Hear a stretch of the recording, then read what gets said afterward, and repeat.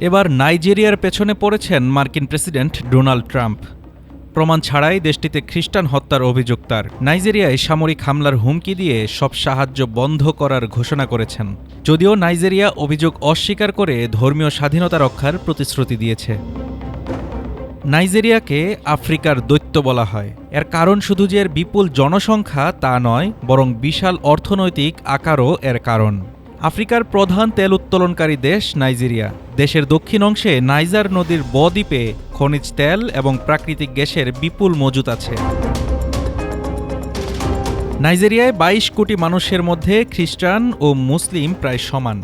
দেশটির উত্তরে সংখ্যাগরিষ্ঠ মুসলিম এবং দক্ষিণে প্রায় খ্রিস্টান অধ্যুষিত অঞ্চল রয়েছে। এছাড়াও দেশটিতে ২০০টি জাতিগোষ্ঠী রয়েছে যারা ঐতিহ্যবাহী ধর্ম পালন করে।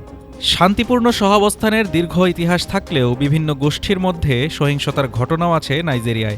তার কারণ ধর্ম নয়, জাতিগত বিভাজন বা দুষ্প্রাপ্য সম্পদ নিয়ে সংঘাত। বোকো হারামের মতো গোষ্ঠী ১৫ বছরে হাজার হাজার মানুষ হত্যা করেছে। মানবাধিকার গ্রুপ বলছে নিহতদের বেশিরভাগই মুসলিম। তবুও যুক্তরাষ্ট্রের প্রেসিডেন্ট ডোনাল্ড ট্রাম্পের দাবি দেশটিতে খ্রিস্টানদের হত্যা করা হচ্ছে। নাইজেরিয়াকে কঠোর হুঁশিয়ারি দিয়ে তিনি বলেন, খ্রিস্টানদের হত্যা বন্ধ না করলে দ্রুত সামরিক পদক্ষেপ নেওয়া হবে। সম্প্রতি ট্রাম্প দাবি করেন, নাইজেরিয়ায় কট্টর ইসলামপন্থীদের হাতে হাজার হাজার খ্রিস্টান নিহত হচ্ছে। কোনো প্রমাণ না দিয়েই তিনি দেশটিকে নিন্দিত রাষ্ট্র বলে অভিহিত করেছেন। ট্রাম্পের প্রশাসন নাইজেরিয়াকে আবারও বিশেষ উদ্বেগের দেশ তালিকায় রেখেছে। এ তালিকায় আছে চীন, মিয়ানমার, উত্তর কোরিয়া, রাশিয়া ও পাকিস্তান। নাইজেরিয়ার প্রেসিডেন্ট বোলা আহমেদ তিনুবু এসব অভিযোগ প্রত্যাহার করেছেন।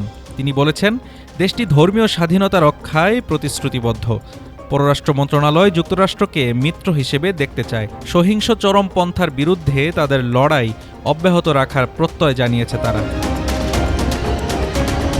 পশ্চিম আফ্রিকায় মার্কিন সেনা গত কয়েক বছরে অনেক কমে গিয়েছিল।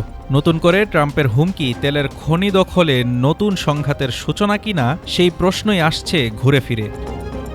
Desk report, Dhaka today.